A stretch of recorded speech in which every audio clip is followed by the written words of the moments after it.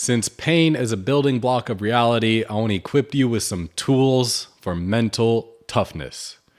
Today, I'm going to share some of the secrets and lessons I learned from paying $10,000 to go through the MDK Modern Day Night Project, where I paid to get beat up by a Marine, a Navy SEAL, an MMA fighter, a SWAT operator, and Bedros Keuilian himself. This is your invitation to become the alchemist of your life. You decode your heaven on earth and go through the alchemical process. The alchemist is a master of himself so that he can master life.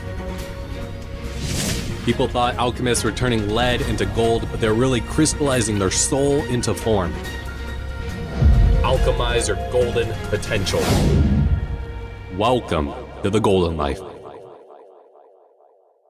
And I'm going to share a little bit of my own journey of going through this experience, but really what I hope to give you is some lessons, because whether it's been the political climate from the past year, whether you're in the dark night of your own soul, or maybe like my case, you're a man and you want to learn how to break through what might externally look like toxic masculinity and step into your divine potential, somebody who's integrated in the divine masculine. And we have to do this by embracing the warrior within. So no matter if you're a man or a woman, by embracing the warrior within and having some tools on how you can embody grit and mental toughness, well, this is how you don't get crushed by life, but you can embrace a building block of this reality, which is pain. So the Modern Day Night Project has been fully completed at this time. There's no more classes. But this goes back in 2019 to kind of share my own hero's journey, right? And the call to adventure. I went down to this summit with Bedros Keuilian, and it was during that time he pitched this thing called the Modern Day Night Project. And it's ironic because I showed up to this event saying I'm not going to pay anything, I'm not going to sign up for anything. But the moment, meeting the mentor, meeting the Yoda, I was going to the bathroom. And this was after one of the talks, and there was this guy, Ray Cash Care, that I met in the bathroom. And he commented on my tattoo, and I commented on his shoes, because he had some crazy shoes on that day. And then he ended up being one of the speakers. But he was not only one of the speakers, he was one of the instructors of this new thing they just started called the Modern Day Night Project. And I went home from that, and there was this tickling feeling of this feels like a call to adventure. But I really tried to push that away because I put out my word. I said I'm not going to sign up for anything. And I was a couple weeks in, and I was like, hey, honey, hey, babe, there's this thing I keep thinking about. I really felt this strong pull when I talked to this guy, Ray Cash Care, and I'm kind of thinking about doing this thing. And she was like, oh no, not again. Like we just went through a different one of these the year ahead before that. And long story short, I pushed through the refusal to call and I decided to sign up. And at that time, it helps to be an OG. It was $10,000. It's gone through higher prices, variations since then. And I wasn't exactly sure what I was signing up for. But to kind of give you a little bit more context on my story, there was a moment closer to 2014 when I was so close to signing up for Kokoro, which is a similar experience by Mark Divine. And I was, going through the SEAL Fit mental program back then. And this always stirred something within me. But I could also see hindsight now, and part of what I want to talk about too is embracing the divine masculine. But this is really underneath the model of, the inner king, warrior, magician, and lover, which I'll talk about more towards the end. But for me, this was fulfilling a hole in myself of wanting to step into the warrior. Like I probably would have gone into the military if I didn't have back surgery in high school.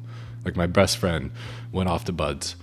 And I almost thought about going to the military again later in life, late in my late 20s. So this stirred something inside of me. I didn't know what it was, but I just knew I had to do it. So I said yes, put the money where the mouth was, signed up for it, And there was only one 90-second trailer that existed about this experience at the time. Now there's these, there's full social media profiles that showed everything that you go through. But at the time, I knew nothing. And I signed up, and this was 75 hours with limited sleep, where they take you through mental toughness exercises, right? It was the intention to beat you down physically and mentally, to show you that you have so much more potential. And I can share, by putting myself through this challenge, I was able to learn so much about myself, and then so much about how to embody the next level of mental toughness. And I want to share some of those tools with you. And just to share a little bit about the project, I'm not going to share all the moments and all the lessons and all the insights. Could sit down for hours and be fun actually to do that with other project people who have gone through the classes. But some of the key things for today, showing up and that challenge of just when you sign up for a transformative experience, that challenge just to get there. Whew! I remember driving up and my stomach was churning. Like I had to stop and take a poop. I maybe took 2 poops before I got there. I don't even remember. And feeling that as you get closer and closer and closer and trying to focus on your breath and maybe doing a little box breathing, but at the same time, your heart rate just going up. And that is part of the hero's journey, right? Like crossing the threshold, like that in of itself is almost one of the hardest parts of the journey, to get yourself there. And we know the data from the Modern Day Night Project actually shows this to be true. Why? Because you will not believe how many people pay ridiculous amounts of money for this experience and then don't even make it to the beginning. They don't cross the threshold, which is to say maybe there was a class of 30 or 40 people and like 20 or 30 actually show up. Pretty freaking crazy. So just know, whatever transformative experience is calling you, that threshold is going to be one of the most difficult parts. And I know for myself, I finally got there. I got in the parking lot of this rinky-dinky hotel, and there's a couple other guys, and we're all just trying to shoot the shit, but also just nervous as hell, not knowing what we got ourselves into. And this was a smaller class than other ones they had, like 10 to 12 people. And then it begun. And we go through a PT test, and luckily I prepared. I wasn't a dummy. Some people show up to these things unprepared, which I don't understand, but kudos to them. Do what you want. Total freedom there, right? So go through the physical training test, doing all right, still exhausting. And even in those first moments, like, what the hell did I get myself into? Can I complete this? Like, I know for myself, I got to learn so much about how my mind works, because instantly those voices of doubt try to creep in. And I knew, like, I prepared, like I physically got ready in shape for this, and even a little bit of mentally too. But even during that first bit, and then I remember we did a next evolution where they put bags over our heads. This looks horrible. Like if you saw this out in public and you saw what you would shit your pants and be like, are there terrorists? What is going on? And Steve, one of the instructors, does look like a terrorist. But anyways, you would not believe the things that happen. So they put bags over our heads, they throw us in a van, turn on horrible music, and they drive us somewhere. And we have no idea. And I could remember me trying to utilize some of my tools. I know, like heart coherence and box breathing, to like get myself into what I would now, use Steve Eckhart's terms of staying in the green emotionally and physically, not being in the red where you lose control. But it was so much that I remember getting out of the van, and they were doing their best to, keep us as protected and healthy as possible. So they took our heart rate, and my heart rate was through the roof. And this was with still trying to do heart coherence during the thing. But they took us to the beach, and they had us do this beach evolution. And this is when really started to get to notice the thoughts that go through the mind. Like when you're tired and you don't know if you can do it, and the invitation for you, right, is what are the opportunities you can put yourself in a similar situation to learn more about yourself? Because putting myself in this shitty, expensive opportunity, I got so much gold because I found out when I'm under pressure, when I'm sleep deprived, when I'm physically beat down, how do I operate, right? What are my patterns? What are my mental patterns? Where does my mind go? I know for myself, there was a moment on that first beach evolution, just the first night. This isn't even 12 hours into the experience. I was just about ready to give up because I learned in that moment, well, Ray Cash Care said, get ready, gentlemen, you're going to enjoy the sunset because you're going to see the sunrise. And for me, being on the beach, to tie in my story, was like, I wanted to do Kokoro, which was a similar experience of doing the beach training from Navy SEALs. And I found myself there, and we were in the water and out, and then it was getting cold, and then I was losing my body awareness. I wasn't shaking so much. I was losing control of my body that I seriously thought I wouldn't be able to make it through the night. Now, luckily, we didn't stay there all night. And there was probably opportunity of how to, break through in different ways. And I don't know what would have happened if we did.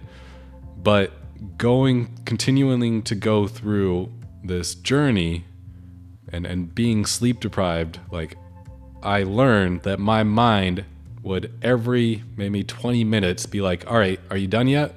Can we just stop? Can we just go home? Luckily, I had a strong enough why that I was there to push through, that I was there to just fulfill on this need. And it was really a sense of proving within myself that I'm capable. And luckily for me, and also having my wife and kid, and like being able to know that if I could push through that, like I'll be a better father and husband, was enough for me to stick through. Whereas there's a lot of other guys, we actually had 6 other guys in my class, let alone the other classes, that rang the bell early. And why was that? It wasn't because of the physical aspect. It was purely because of the mental. And this is the opportunity we have to strengthen our mental toughness.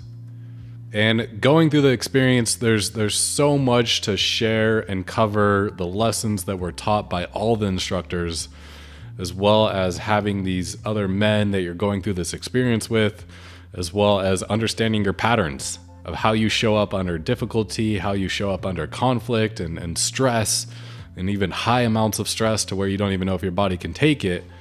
Not going to share all those lessons and insights because there was almost countless that came from it. But I'm going to kind of fast forward now because I want to keep this more about you than just me sharing the story. I want you to walk away with some gold. And the unexpected surprise and beautiful lesson from this, which ties into self-discovery, right, is we go through this whole project and they set it up so at the end of the 75 hours, if you make it through all the stages and you graduate, well, you get to ring the bell, and then you get to have the instructors share with you honest man-to-man opinions or occurrences of how you could step up. And this is where I got called out, and we all did. But I got called out especially for what Bedros said was a 1,000-yard stare. And what he meant by this is being able to go through like that experience and being emotionally stoic. And this is something that did really land because, yeah, it's one thing when you go through a hard experience, right, to kind of put that stoic face on and just keep pushing through. But it's another thing to go through life like that. And I have been guilty of that, and something I'm still working on. But that was such an opportunity to have that reflection. So the other thing about putting yourself in transformational experiences, and I say transformational, not just challenging, because you could think of challenging, sometimes we just think physically, but maybe there's another place you could put yourself where you can gift yourself the opportunity to get that reflection back, right? Because for me, if I really wanted to be the best father and husband that I could be and leader, well, it doesn't serve me to have this emotional wall put up. And I'll be honest, this is something I still struggle with. This is something that just recently my own coach, my own meta performance coach, called me out on. Yet it's another of one of the biggest walls or opportunities I have to climb over, that when in the future, being the alchemist and being able to transform who I become to create the vision at hand, can shift and start to really express myself fully in all situations. That is going to be some of my greatest gold to alchemize. So what is that opportunity for you to put yourself in a place of self-discovery, right? Understand how you perform. If we know life is going to serve valleys, if we know life is going to serve you curveballs, if you know life is going to challenge you on all levels, how can you put yourself, be proactive, and put yourself in that situation? Because for me, getting to tear down this emotional wall, even though sometimes it feels impossible, and sometimes like I'll get in my own head of like how I showed up in a certain group setting, because it's not the way my vision of how I would like to show up. And I that's when the inner critic will try to jump in, and the inner judge, and like get to work on that. But it's also my greatest gold. So what is that opportunity for you? And then finally, I want to leave you with some tools that you can implement immediately. And one is, now they ingrained it into our being by forcing us at the end of 70 hours in the last little bit to sprint up hills to just prove that you always have more in the tank, like David Goggins, like you always have 40%. When you think you hit your bottom, you have 40% more to go. And they use this metaphor of attacking the hill. And this is the same idea of your lead, your obstacle is the way, right? The pain is the path, because that's where the gold lies. Not by avoiding it, not by complaining about it, but by going through it. And if you could attack the hill of whatever challenge you have, you are going to get your greatest gold on the other side, right? I could just be a victim of life and say, no, I was born in a stoic household and there wasn't a lot of emotions expressed, and I'm a guy, and it's easier to just be in my comfort zone and not be fully expressive and seen in a community environment where I want to be, known or expressed. Or I could be the creator and choose to go through that. So how can you attack the hill in your life? How can you lean in to that difficult thing? And maybe it's a little bit painful, beautiful, because you can choose the pain of stepping into the new version of yourself, or you can live in the pain of your comfort zone and the regret that comes with that. And then another way to say this, and this is really what, if there's one thing I had to just share, like the top that the project left me with, is understanding the greatest skill is being able to meet life where it's at. So similar to the idea of attacking the hill, if you have a huge challenge, lean into it, go for it. But how can you meet life where it's at? And then finally, a mental toughness tool that I found from my own experience that I know would help you when you do get into those challenging circumstances. It's this 3-part process, almost like a triangle. And you can use this anytime, anywhere, and will help you push through really hard, especially physical experiences. So this is what you're going to do. Number 1, you're going to need a mantra. What is a mantra? A mantra is a mindset tool. If you think about your mind like a bowl, let's just say, what happens when like there's the light that is your mind, of like your thoughts? Like if we just have a little bit of a focus, it's like a dim light in that bowl. So a lot of blackness, right? And a little bit of light. And this is like open space for thoughts to creep in, especially negative thoughts. And if you're going for a run on a marathon, let's just use that metaphor. If you're running a marathon, You're going to have the thoughts pop in. No, we need to stop. No, the body hurts. No, I need to go pee. No, I'm about to poop my pants. Oh, I think we're pooping our pants. All right, we pooped our pants. Now, how do you close your mind? Well, you need to fill up the space in that bowl with the light of your conscious awareness. So what does that mean? Something like a mantra is filling up your mind to focus on this one thing.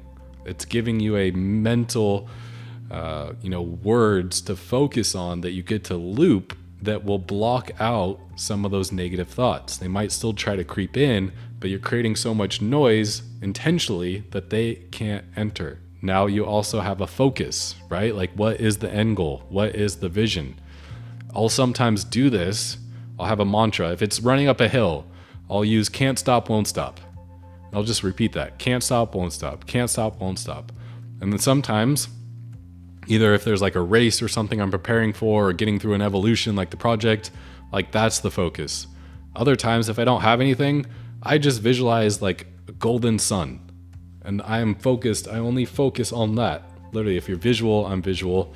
Just focus on that one thing. And like, that's where I'm headed, right? Even on the deepest spiritual levels, it's like Christ. Like focusing on Christ. And you just keep that focus. You're playing the mantra, so that's repeating. And then the last part is your physiology, right? So we got focus, we got language, we got words, and then your physiology. And my favorite breath work practice to control your physiology under high demand physical activity is doing a double inhale with a short exhale. And that's just going to produce a lot of oxygen, carbon dioxide in your body so that you have a little bit more capacity.